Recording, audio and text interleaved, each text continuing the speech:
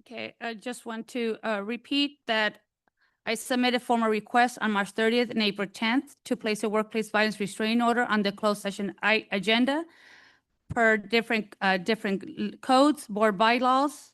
These requests address escalating harassment and doxing, the online posting of my personal address and phone number, violations of penal codes and government codes which protect elected officials from targeted threats of doxing. I followed all policy. I met with legal counsel, submitted documentation, and requested confidential review. Still, my item was secluded without written notice or explanation, violating board bylaws, which clearly state that trustee must be notified if an agenda request is denied or postponed and the reason why. President Serrano later claimed she asked the team for more information, but never contacted me, the requesting trustee. When I attempted to clarify that I had already submitted attorney-client privilege documentation, I was not allowed to speak. It is legally improper to demand that privileged evidence be submitted by email or made public. That is what closed sessions are for. This is not an isolated incident. On February 13, I raised a point of order to ask a clarifying question about a board bylaw. Serrano refused to allow a response. Before voting to remove me, even Adriana Quinoz admitted the issue would have been resolved had my question been answered, but yet she still voted to remove me. The LA County District Attorney reviewed the incident and found that I did not willfully disrupt the meeting.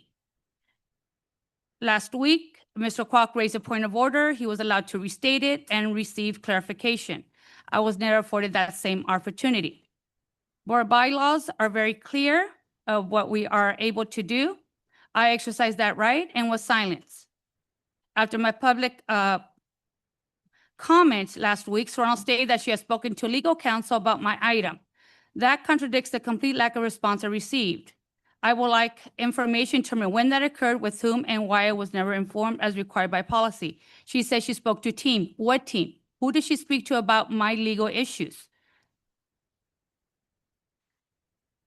I am now formally demanding that my workplace violence item be placed on the next closed session agenda.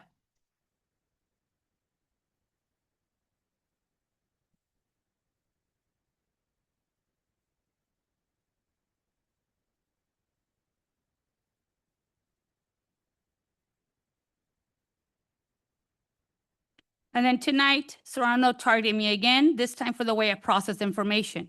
She told me not to repeat myself and dismiss my need for clarity, saying it's not a medical issue. That was out of line. It is not her place to determine whether my processing needs are medical or not. It was dismissive, degrading, and completely inappropriate.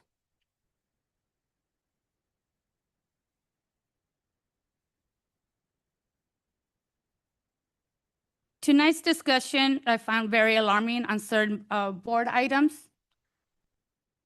It reveals something alarming to me, and I'm very concerned about that this board is even exploring the idea of tracking students based on where and how they live.